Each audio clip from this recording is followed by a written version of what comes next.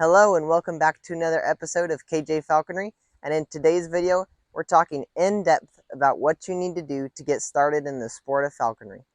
Step 1 is getting involved with the other falconers in your state, going to meets, which is just a bunch of falconers getting together and hunting with their birds, rabbits, squirrels, birds, whatever it is, going to meets and getting familiar with what it's like to be a falconer and realizing the commitment that it is. It's an everyday thing. You're out there feeding your bird, training your bird, and then during the hunting season, you're hunting with that bird. So realizing the full commitment that it is and gaining the knowledge you're going to need to go on to step 2, which is taking the test. Make sure you stay through this whole video. I have a bonus at the end that I haven't heard anybody else talking about, but it's very important. Step 2 is going to be studying and taking your falconry test. So you need to study for raptor ID, any type of bird of prey, a hawk, a falcon. You need to be able to see a picture of it or hear a description of it by the wings, the color, tail length, beaks, and be able to tell what that is. So you need to have raptor ID, definitions down, what is falconry, learn about diseases and how those are caused, because those are all things that are going to be on the test. You can get the California Hawking Guides book and read that, study that. That's very good. And read some of Matthew Mullenix's books. He has a lot on kestrels. So study as much as you can. Talk to people who have done it, falconers, and learn from them. Go hunting with them, and you'll pick up some vocabulary like rousing, mew, all kinds of different falconry terms that are going to be on the test. That's going to help you tremendously. Step 3 is finding a sponsor, and this is after you've gotten involved, you've gone hunting, you know what you're getting into, you've taken the test and you've passed the test, whether you've tried once, twice, or 3 times, you've passed the test, and now you're on to finding a sponsor. There's different ways of finding a sponsor, whether you've already met a general class falconer while hunting or going to the meets, or you can even go on your state falconry website and look through a list of general falconers, find one in your county, and just start messaging them and find one that's willing to teach you. Realize what kind of responsibility they have, how they're taking their time, their energy, their money to help you become a falconer. So realize that when you're looking for them, that it's a big deal for a sponsor to choose you. All right, on to step 4.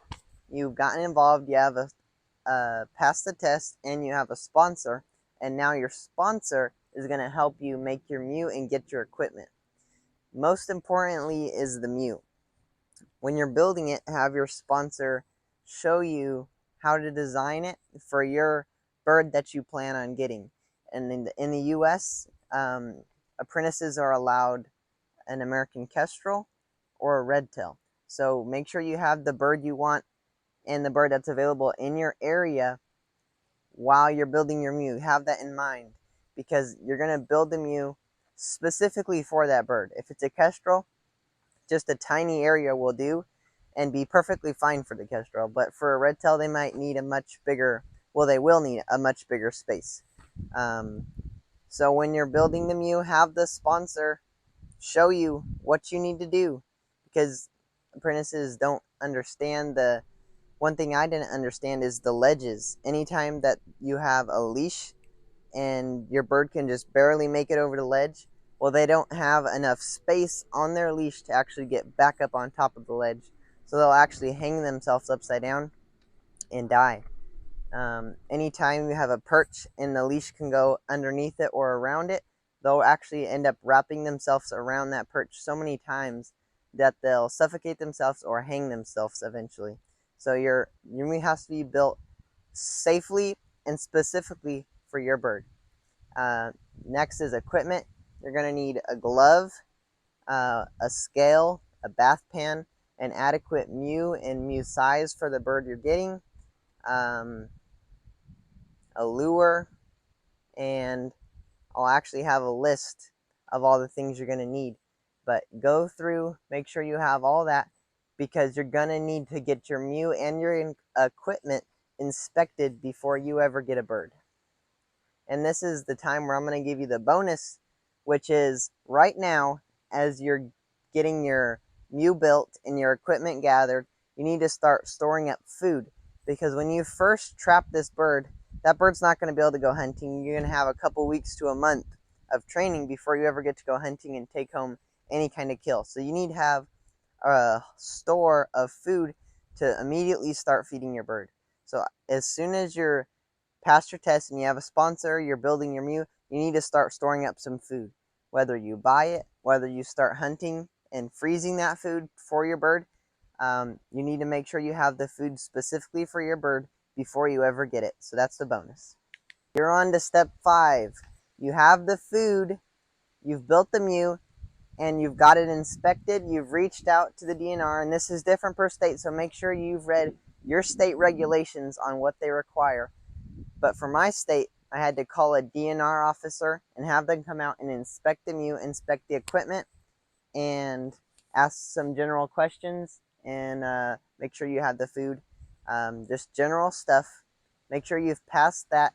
Have your sponsor, and your sponsor is going to know this, but write a letter to the DNR recommending you and recognizing you as their apprentice, and then you'll fill out some paperwork, send that up to the state.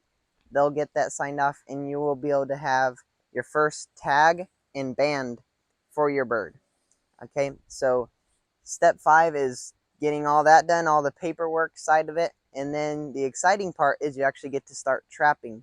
So building a trap, there's trapping videos on YouTube. Building a trap, finding a bird, and trying to trap it, whether that's with a mouse, a rat, a gerbil. There's different types of traps, balcatries, goshawk traps, all different kinds, even the net traps, the dogazas. So trapping is the 5th step. It's an exciting step because you're actually starting to acquire a bird.